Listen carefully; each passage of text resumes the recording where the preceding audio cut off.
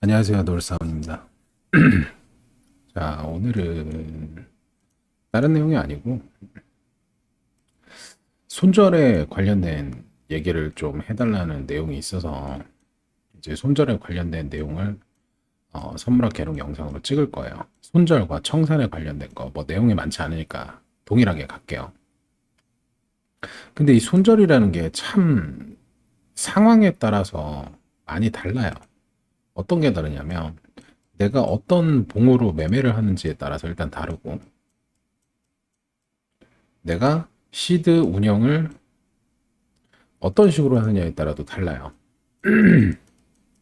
자, 봉하고 시드 운영하고, 예를 들어서 내가 분할 진입으로 시드를 운영하는 사람들 같은 경우에는 손절이 타이트하지 않겠죠. 왜? 어차피 분할을 해가지고 평단을 맞추니까. 그래서 이런 사람들한테는 손절이라는 게 크게 의미가 없다. 이런 사람들, 이걸 뭐 어떻게 예를 들어야 되나? 자, 나를 기준으로 예를 한번 들어봅시다. 저 같은 경우에는, 자, 어떠한 요런 파동이 나왔어요. 요런 파동이 나오면 당연히 피부를 꺼보겠지. 우리 다 피부 쓰니까. 자, 피부를 꺼서 이제 가장 나중에 나온 저점. 자, 여기에서 1대1을 찍잖아요. 여기에 1대1이 찍혔다.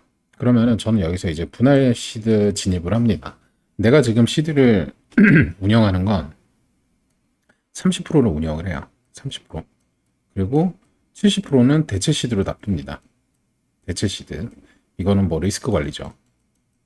왜 리스크 관리율이 크냐라고 물어보면, 요거는 내가 지금 나만의 뭔가를 매매 원칙이나 매매 방법을 만들기 위해서 지금 계속 백테스트 중이라 요거를 이렇게 남겨두는 거고, 자, 이거 30%로 운영을 하는데, 그러면 나의 전체 시드는 예를 들어서 30%가 100만 원이에요.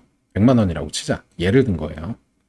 그러면 나는 이거 말고 이제 70%가 더 있으니까 뭐 얼마 돈이 더 있겠죠. 그러면은 요 100만 원으로 이제 진입을 한다 치면은 저는 보통 어 5번 정도 받을 수 있게 해요. 5번 정도.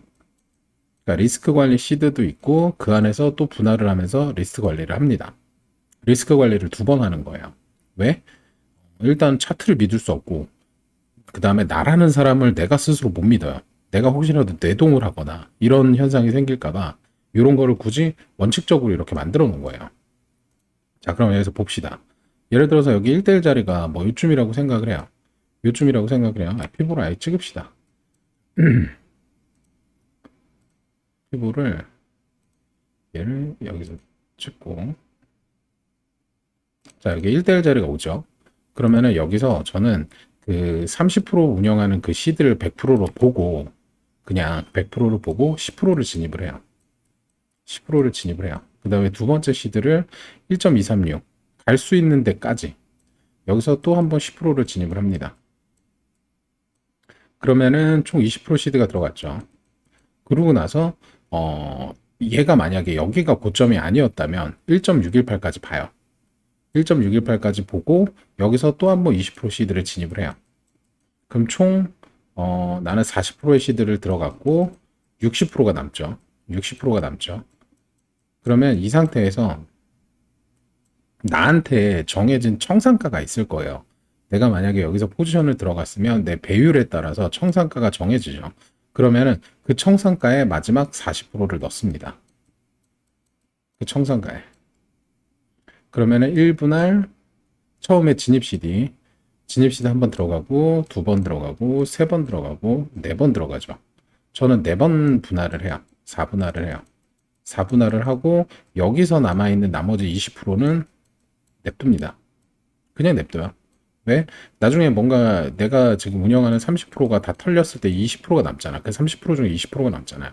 요거는 약간 뭐 복구 시드 개념으로.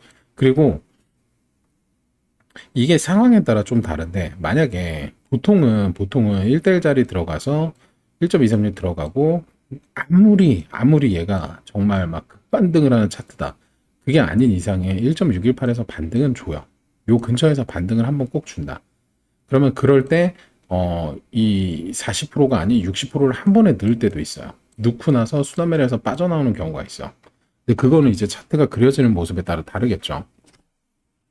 한마디로 나는 분할을 하기 때문에 손절을 잘 안 쳐요. 이 손절이 몇 번 쌓이다 보면 좀 데미지가 있거든. 그래서 나는 이 손절을 극복하기 위해서 이제 이런 식으로 시드 운영을 해요.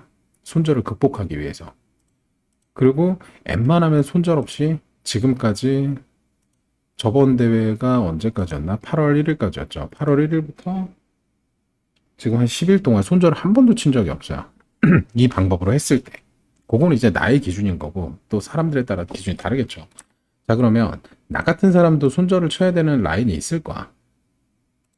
자, 거기는 어디냐? 요런 이제 예상치 못한 임펄스 같은 카운팅이 나왔을 때죠. 예를 들어서 얘를 내가 여기서 시드를 진입했다고 봅시다. 여기서 시드를 진입했다고 봅시다. 여기 1대1 자리에서 여기서 숏을 진입했다고 봐요. 그러면 지금 캔들이 나오는 솔직히 요 모양을 보면 요 뒷파동 카운팅 하면 사실은 손절 안 치겠죠. 그냥 얘를 여유 있게 뭐 1.618, 얘가 뭐 임펄스면은 여기서 이제 어디 뭐 3파가 나와서 뭐 조정하겠다라는 생각으로 여기서 한번 받는다든지. 왜냐면 올라가는 캔들 모양이 지금 쭉쭉쭉쭉 수직 상승을 하고 있잖아요. 그죠? 그러면은 이런 데서는 캔들이 안정화될 때까지 쉽게 잡지 않기 때문에 솔직히 얘기하면 여기서 누가 포지션을 잡겠어요. 근데 만약에 잡았다고 치면 여기서 잡죠. 1번 잡죠. 그 다음에 이게 이제 임펄스 모양이라고 생각을 하고 618에서 잡습니다. 그러고 나서 얘가 만약에 올라간다 그러면은 2.618쯤에서 뭐 이렇게 분할로 시드를 들어가겠죠. 근데 내가 만약에 분할 시드를 진입하는 스타일이 아니다 그러면 618에 진입해서 618을 뚫는다. 몸통으로 뚫는다. 그러니까 이거는 또 캔들 기준이 되는 거야. 캔들이 꼬리가 아닌 몸통으로 뚫린다 그러면 손절차야. 몸통으로 뚫린다 그러면 손절차야. 자, 이게 어떤 의미냐면 보통 이거는 조금 이제 큰 봉 기준으로 해야 되는데 내가 만약에 4시간 매매로 이렇게 매매를 하고 있어요. 근데 내가 정해놓은 넥라인이 여기가 넥라인이 아닌 게 아니라 여기가 넥라인이 그냥 정한 거예요. 그냥 이거 아무 의미 없어요. 넥라인을 만약에 여기다 정했어. 근데 이 캔들이 이렇게 내려오다가 꼬리를 톡 하고 쭉 톡 하고 이렇게 말아 올려요. 이런 캔들의 모양을 보여요. 이런 캔들을. 그럼 내가 만약에 여기서 롱을 잡았으면 이런 캔들의 모양이 나온다 그러면 손절 안 쳐요. 손절을 치지 않는다. 다만 내가 지금 여기서 롱을 보고 있는 상황이라는 거죠. 그래서 롱을 봤는데 캔들이 내가 생각한 넥라인을 몸통으로 지지하지 않고 꼬리만 남기고 이렇게 쭉 캔들이 올라가서 요런 예를 들어서 요런 밑꼬리가 남는 걸 보인다. 밑꼬리가 나는 무빙이 날 것 같다 그러면 손절을 안 치죠. 근데 여기서 얘가 넥라인 이렇게 몸통으로 깨잖아요. 이렇게 몸통으로 깼어요. 지금 요 캔들만 보면 그러면 여기서 그냥 손절 칩니다. 손절 쳐요. 그러니까 요거는 캔들 기준, 넥라인 기준에 손절하는 방법이에요. 이걸 왜 이렇게 치냐면 보통 이런 식으로 몸통으로 어떠한 지지 저항을 뚫잖아요. 그럼 얘는 추가적으로 하락을 하겠다는 의미니까. 요게 이제 캔들 기준으로 봤을 때 손절하는 방법이에요. 자, 그리고 두 번째, 이제 파동 기준에 손절하는 방법. 파동 기준에 요거 얼마 전에 나온 것 같은데, 자, 파동 기준의 손절 방법. 내가 여기까지 이렇게 카운팅을 잘했어. 요게 이제 뭐 보이는 모양이 임펄스 모양으로 나왔다. 이거는 이제 내가 실제 요번에 생각했던 방법이라서 자, 봅시다. 내 생각했던 방법이 아니라 내가 쓰는 방법이라. 자, 그러면은 지금 뭐 1.618까지 나왔죠. 그러면은 이게 이제 가능한 게 1, 2, 3. 3파 나오고 4, 5, 5파까지 나왔죠. 얼추 뭐 1파하고 5파의 길이 비슷한 것 같아요. 이렇게 나왔어. 그러면 얘가 어떠한 파동의 A파겠죠. A파고 이 시기 또 보이스룸 켰어. 오마이갓. 자, 그 다음에 이게 B파가 나왔어. B파가 나왔어요. 여기 파동이. 그러면은 A, B파가 나왔죠. 그러고 나서 C파가 나왔단 말이에요. 요게 이제 파동상 모양이 좀 그렇진 않지만 얘하고 쟀을 때 1대1 비율이 나와요. 얼추. 자, 그러면 이렇게 ABC가 나오고 난 다음에 뭐가 나올까? 당연히 이렇게 B파를 생각하겠지. 파동 카운팅이니까. 그렇죠? 그러면은 A, B, C로 떨어질 거라고 생각하잖아요. 근데 내가 여기서 B를 잡았어. 물론 여기서 반익을 했겠지만 얘가 만약에 이렇게 깨고 내려간다? 그러면은 얘를 깊게 보지 않고 바로 손절을 칩니다. 이거를 손절을 치는 이유는 뭐냐면 이미 저점을 갱신하는 무빙이 나왔잖아요. 요것도 이제 캔들 무빙하고 비슷한 개념인데 여기도 캔들을 보면 그러니까 어떠한 방법이라는 게 다 거기서 거기야. 다 겹쳐진다니까. 여기도 지금 캔들 보면 이게 몸통으로 저점을 깼죠. 그러면 얘가 상방으로 올라갈 생각이 없는 거야. 1번 나의 카운팅 분석이 잘못됐을 때 이럴 때는 내가 금액이 얼마고 어디서 물 타고 어떻게 하면 해결될 거야를 생각하지 않고 그냥 손절을 칩니다.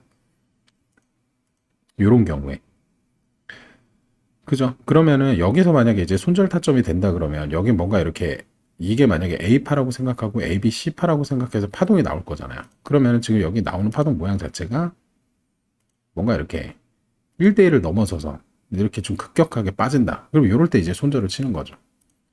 요게 이제 카운팅으로 손절 치는 방법. 플러스 캔들도 포함이죠. 그러니까 캔들이 이제 몸통으로 마감을 하는지 꼬리로 마감을 하는지에 따라서 손절이 다른 거예요. 손절하는 방법. 일단 캔들 손절. 이거는 이제 캔들 마감이 몸통인지 꼬리인지 확인. 내 포지션 상 혹은 내가 정한 넥라인. 그 다음에 카운팅 손절. 내가 예상한 카운팅을 벗어날 경우 손절. 바로 손절. 생각도 안 하고 손절합니다. 왜? 예를 들어서 내가 여기서 손절을 안 쳤어. 손절을 안 쳤는데 지금 차트가 그려지는 게 하방으로 가는 관점이에요. 그러면 여기서 만약에 내가 손절을 안 쳤다가 이 하락을 다 맞을 거예요? 필요 없잖아. 이럴 때 손절을 치는 거예요. 자, 그러면 이제 또 손절하는 방법이 뭐가 있을까? 아까 내가 이제 처음에 얘기했죠. 비중과 배율에 따른 손절이 또 있어요.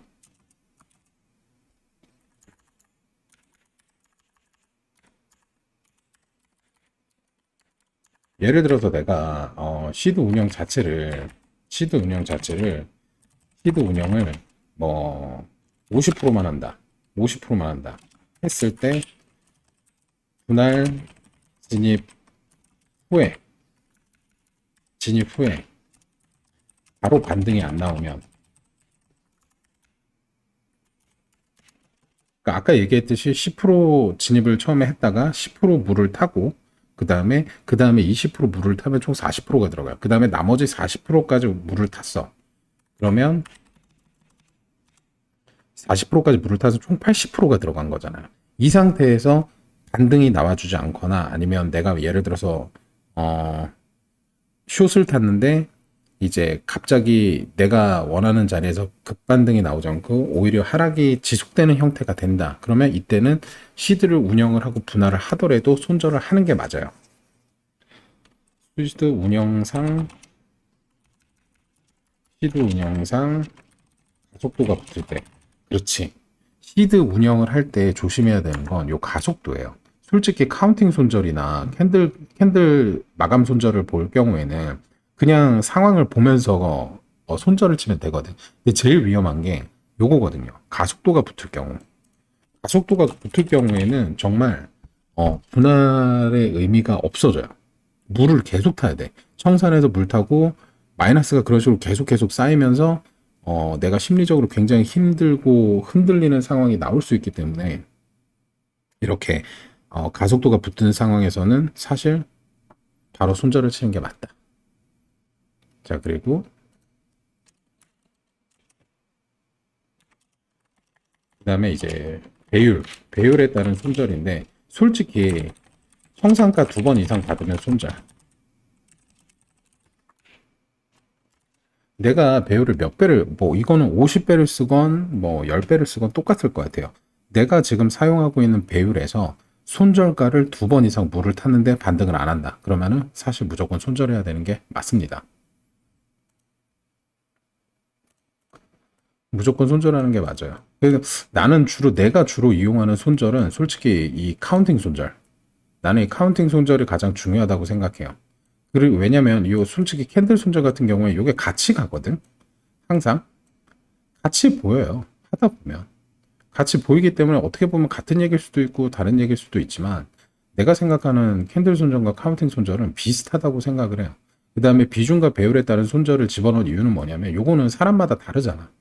사람마다 쓰는 배율이 다르고 비중이 다르기 때문에 어떤 식으로 운영하는지를 일단 모르기 때문에 내가 그냥 임의적으로 정한다면 나는 내가 분할하면서 청산가 2번 이상 물타기를 받는다 그러면 손절을 해요. 물론 여기까지 가기 전에 이제 빠져나오겠죠. 여기까지 가기 전에 빠져나오겠죠. 그리고 여기서 이제 손절을 쳐야 되는 가장 큰 의미는 가속도가 붙을 경우, 추세에 의한 가속도. 예를 들어서 내가 역추세 매매를 하고 있는데 역추세가 반등도 적고, 역추세는 반등이 적죠. 내가 만약에 급하락 중이다 그러면 역추세가 상승이라면 반등이 적고, 예, 반대로 급상승 중이면 역추세가 하락이면 하락은 작잖아요. 조정은 짧잖아. 이런 경우에는 솔직히 무조건 줄 때 먹어야 돼. 역추세 매매는 저번에도 내가 양방향 매매하면서 얘기를 했지만 시드 운영을 조금 더 적게 들어가야 되고 줄 때 먹어야 되는 스탠스를 반드시 유지해야 된다라고 얘기를 했어요.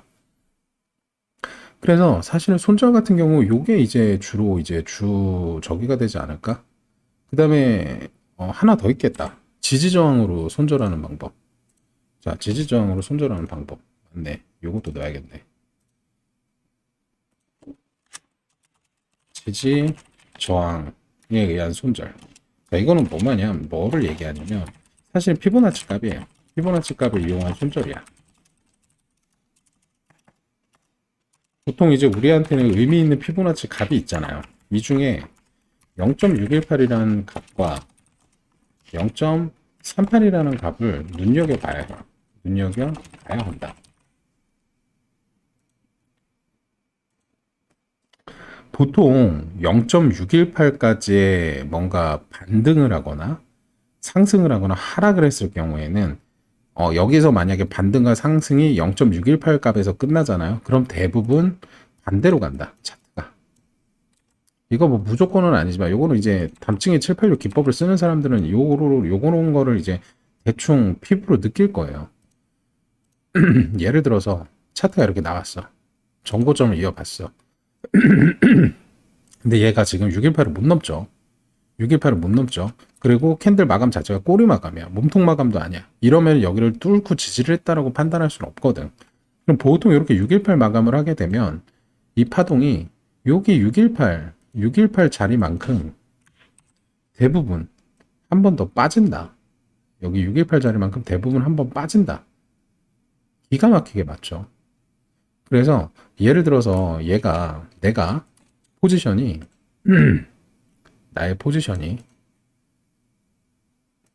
자 여기서 예를 들어서 여기서 정말 이런 바보는 없겠지만 예를 듣는 거예요. 뭐 뒤늦게 포모가 와서 여기서 롱을 올라탔어. 롱을 올라탔는데 여기서 만약에 618에서 캔들이 꺾여서 떨어진다. 떨어지면 사실은 요거는 엔간하면 손절을 치는 게 맞아요. 요거는 피보나치 저항값에 의한 손절인 거야.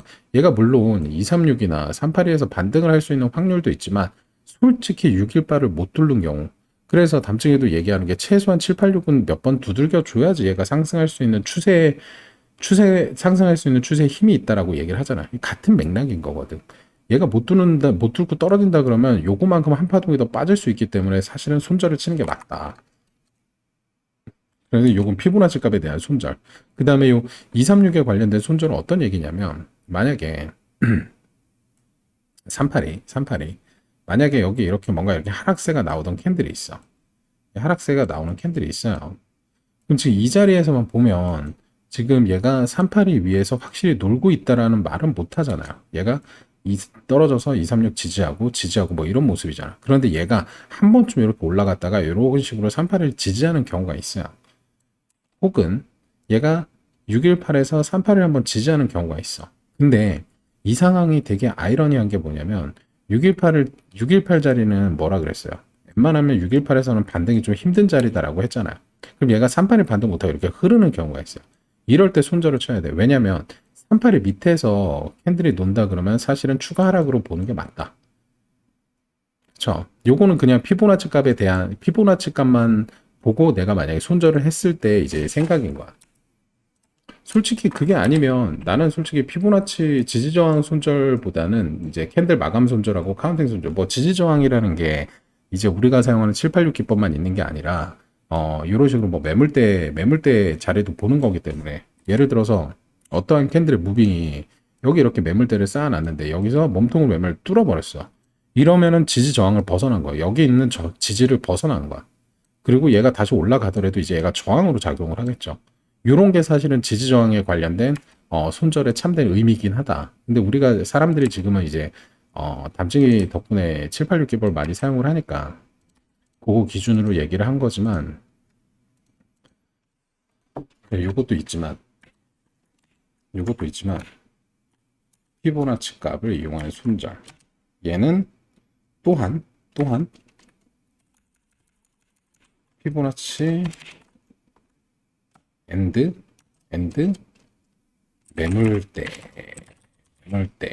이게 지지저항인 걸 그치 타이틀이 지지저항이니까 자, 요 정도로 보면은 이제 대충 사람들이 손절을 하는 방법을 알게 되는 걸까? 알게 됐으면 좋겠네. 자, 그래서 저는 대충 이런 기준으로 손절을 친다. 이건 우리 에릭이가 손절 치는 거 한번 물어봐가지고 이렇게 얘기를 하고 이제 그리고 이제 청산을 당했을 때 어떻게 해야 되는 얘기를 하는데 뭘 어떻게 해.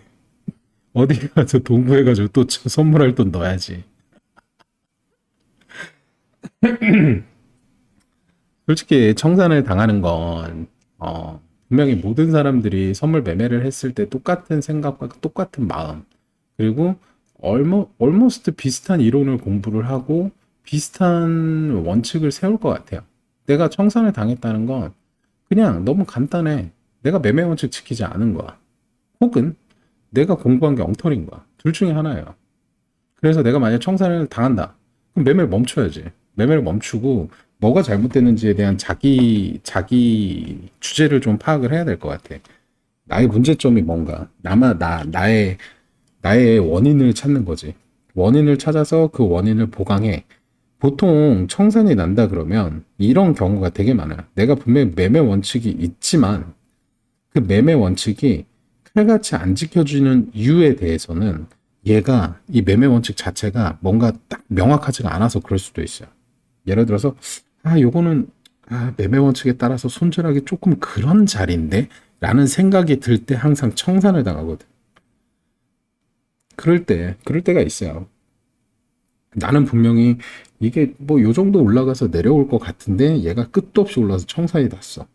그러니까 이런 타협을 이제 어느 정도라고 정해놓으면 안 되는 거야. 매매 원칙을 할 때. 예를 들어서 내가 지금 손절하는 것도 정확히 얘기를 하잖아. 캔들 마감이 몸통인지 꼬리인지. 요건 이제 정확한 단서죠. 꼬리이면 자르고, 몸통이면 자르고 꼬리이면 버틴다. 이런 식의 명확한 기준이 있잖아. 그리고 내가 저번에도 한번 추세선 긋는 얘기 하면서 그런 얘기를 채널을 보면서 이게 내가 만약에 이렇게 딱 그었잖아. 이렇게 그었잖아. 그러면 얘가 만약에 이게 상방을 가지 못하고 하방을 가면 무조건 상방 관점을 버려야 된다. 이게 이렇게 들어왔다가 내려오는 경우도 있어. 라고 하고 버티는 사람들이 있어요.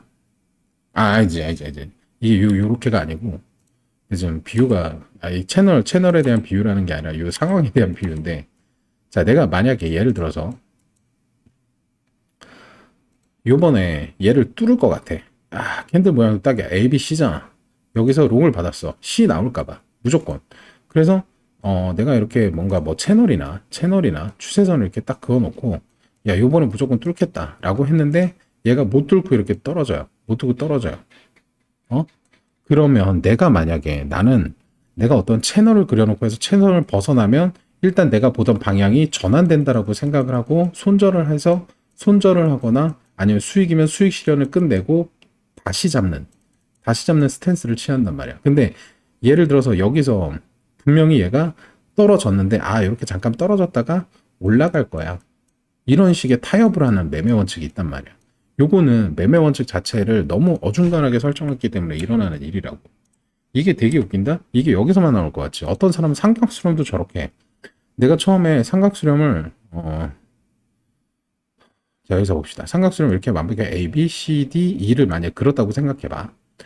그럼 파동상 여기가 A, B,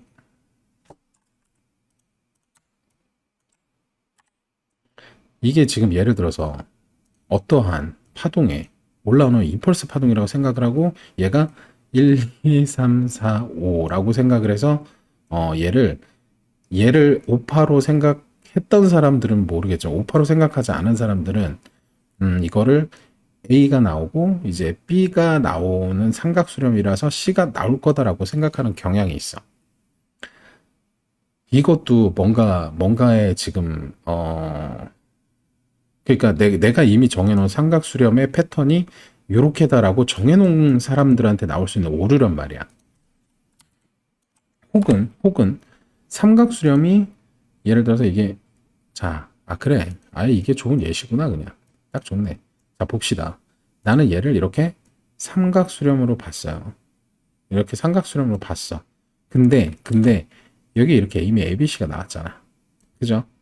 이게 ABC가 나와서 얘를 ABC가 나왔음에도 불구하고 얘를 다시 뭐 B파에 1, 2, 3, 4, 5 뭐 이런 식으로 계속 얘를 삼각수렴에 한번 꽂혀서 이 삼각수렴에 어떠한 패턴이 나오는 기준점을 자꾸 변경하는 사람들이 있어. 이 기준점을 자꾸 변경하려고 하는 사람들이 있어. 이거 내가 무슨 얘기하는 줄 알 것 같은데. 다들 한 번씩 당해보지 않았나? 예를 들어서 내가 추세선을 여기는 반등짜리야 라고 끊어놓고 이게 한번 떨어지면 그래 뭐 잠깐 떨어지면 곧 오를 거야. 또 여기서 반등 못해. 그러면 이제 진짜구나 하고 또 못해. 그럼 또 내려가서 또 물려. 이런 식으로 자기가 정해놓은 기준점을 자꾸 바꾸는 사람들이 있어. 이거는 아까도 얘기한 거와 일맥상통이지만 내가 정해놓은 매매 원칙이나 내가 하는 매매 방식의 정도가 그러니까 이게 돈을 걸고 하는 거면 내가 딱딱딱 짜여지게 항상 얘기하잖아. 잘하는 사람들 보면 계속 기계적으로 하라는 말을 하잖아. 그죠? 그러면은 기계적으로 해야 되는데 그걸 자꾸 여지를 주기 때문에 손절이 나가고 아니지 여지를 주기 때문에 손절을 하지 않고 내가 정해놓은 그 기준에 부합하도록 상황을 자꾸 만들어 시나리오를 그리고 분석을 하고 난 다음에도 이 분석이 틀렸으면은 반대 분석을 생각해야 되지만 반대 분석을 생각하자면 그러면 이런 식으로 해서 어쨌든 내 분석이 맞게 갈 거구나 이런 식의 사람들이 자꾸 만용을 부린단 말이야. 근데 이 선물 시장에서는 그 만용이 통하지가 않는 시장이죠. 그쵸? 그렇습니다. 그렇기 때문에 청산을 당하고 나면 그냥 인정해야 돼. 내 공부가 부족하고 내가 정해놓은 매매 원칙이 잘못됐다. 매매 원칙이 있음에도 청산을 당했다는 건 내가 그 매매 원칙을 철저하게 지킬 수 없게 나의 매매 원칙이 너무 유두리가 많은지 너무 기준점이 애매모호한지를 한번 체크해 봐야 된다. 라는 얘기를 해주고 싶네요.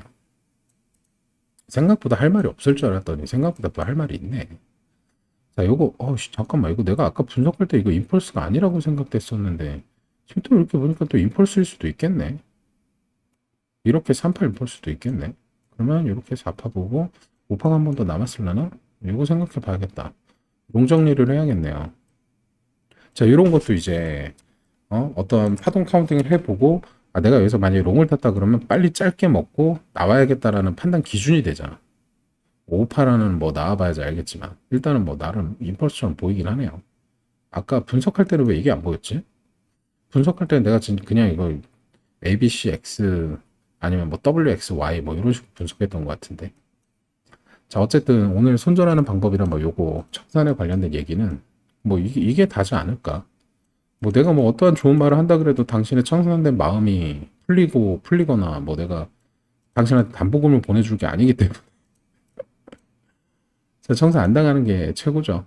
그래서 그런 매매 원칙을 한 번 더 집어보고 근데 여전히 내가 얘기하지만 지금 뭐 엉터리로 카운팅 하시는 분들 대도 않는 개소리로 매매하시는 분들, 뭐, 여전히 매매 기준 없이 지 멋대로 하시는 분들, 뭐, 딱하니 그런 분들 해줄 말이 없어. 솔직히 선물 시장은 겪어보고, 뒤어보고, 이제 똥인지 된장인지 굳이 맛을 봐야지 느끼겠다라는 사람 또한 많기 때문에 그런 사람들은 솔직히 뭐 어떻게 얘기해서 고칠 수 없는, 그러니까 한마디 병 같은 거다. 매매 중독 뭐 이런 거다. 그래서 뭐 어떻게 뭐 겪으면서 뭐 깨닫겠지. 근데 이제 그나마 그래도 나는 이제 내가 뭔가가 잘못되고 어떠한 점을 고치고 싶어서 이렇게 자료를 찾아보시고 참고를 하려고 하시는 분들을 위해서 이제 이런 영상을 계속 남기는 거니까 자 다들 성투하시고 안전매매하길 바랍니다.